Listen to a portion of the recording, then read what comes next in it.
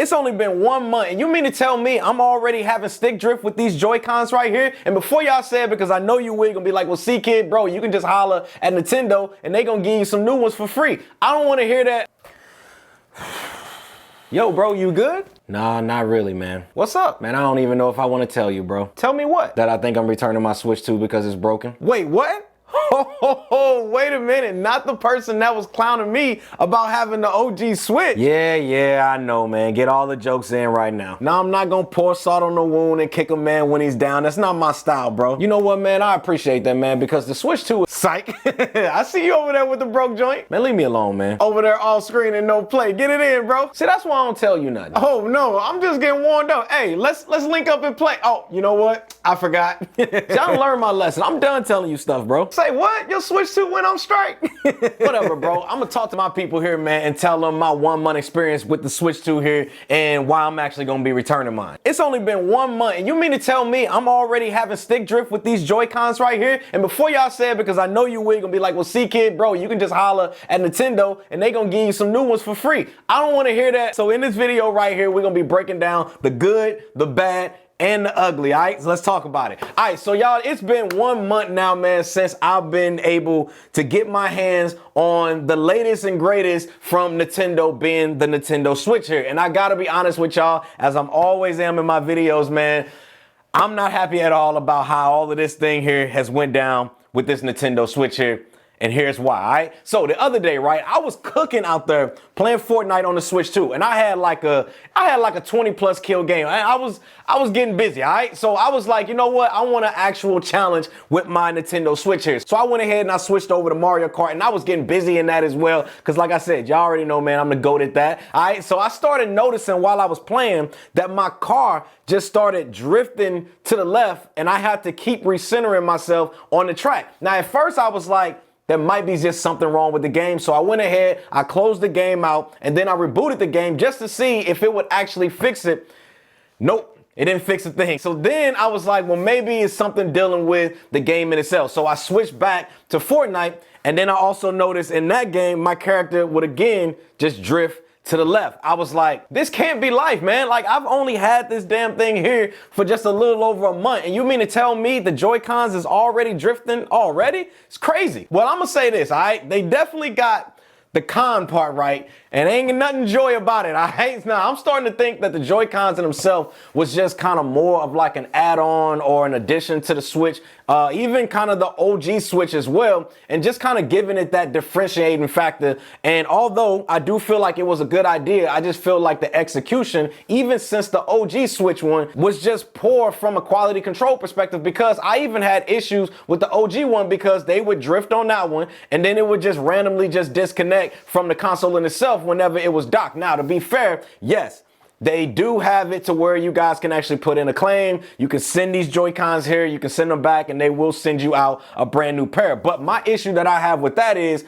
how can a system in itself that I have right here, that I've only had, that's only been out for a little over a month, and it's already having some major issues that's like this? Like, I can see something like this happening maybe if I've had it for 3+ years or something like that. But after just 30 days, like, we talking 1 month. Nah, fam, like, I ain't buying that, all right? Then, when you factor in the increasing in the pricing, it's like, come on, bro, like, what's really going on? And for this reason alone, I'm like, y'all, I'm cool on the Switch 2, but there's more we got to talk about. This right here is the Mova M10, which is one of the best robotic vacuum and mop combos that's on the market today. Let me tell you about it. Now, when it comes to the suction power, you're getting 18,000 PA worth of suction power that's going to virtually pick up anything that you throw at it. Even when it comes to the edge cleaning near baseboards, it has a dual edge brush that's designed to excel in those hard to reach places. Now, it also includes a 180-degree lie flat design that's going to be perfect for allowing you to get under furniture within your home or just those hard to reach places. Now, with this advanced tangle-free solution, it makes for being one of the best out for picking up pet hair and even human hair. It also has a 90-degree swivel flexibility that's going to help with cleaning around corners a whole lot easier. Now, when it comes to the different modes you guys can select from, you have an auto mode, which is going to allow the robot to determine how much power is actually needed based on what is picking off the floor.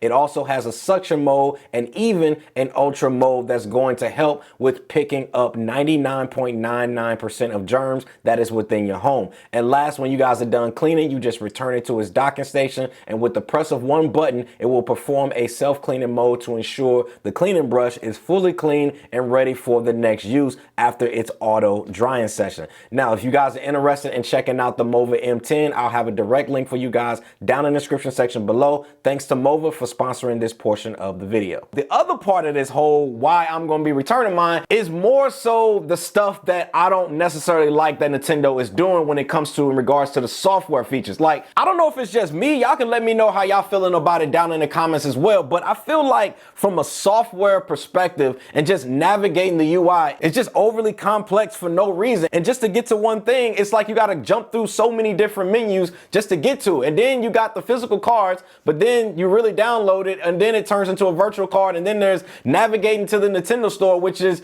just as confusing again for no reason. Then the next thing is, so you guys already know, right, that they have the OG Nintendo games that you guys can play if you have a Nintendo subscription, right? Which I was like, okay, this is cool. I like it. Being able to play just some of the nostalgic games that I grew up playing, right? Then there's the Super Nintendo games, which you can also play as well, which again is something that I do love about the Nintendo Switch. But for some reason, I don't know why Nintendo did this, but for some reason, when you get the N64 system emulator here on the system, you have to have a different subscription model in order for you to be able to play those games. I'm like, Nintendo, what are you doing, bro? Like, why would you tier system software like that? It makes no sense and seems more of a money grab than anything. And I don't like it. I'm just gonna be real with y'all. And listen, I understand, y'all. I get it 100%. I understand Nintendo is in the business of making money, right? But charging extra tiers for something like that is crazy. Like, you give us the Super Nintendo, you give us Nintendo, but I gotta pay extra for N64? Hell no, I'm not paying additional